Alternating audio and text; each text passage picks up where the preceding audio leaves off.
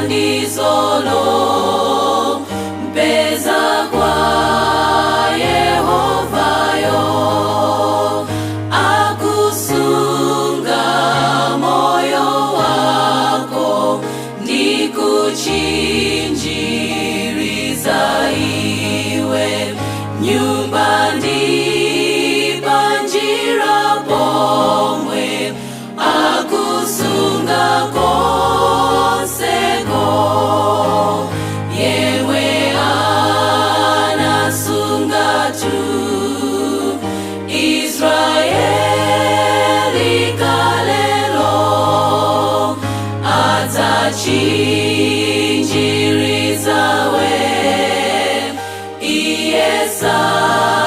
iyesadzagona tu akusunga moyo wako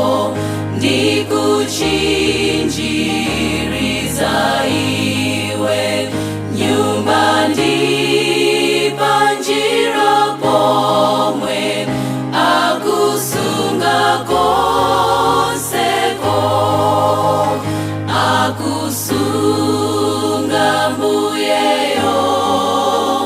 ndinthandizi wako tu dzuwa lakutentalo adzakhala mthunzi tu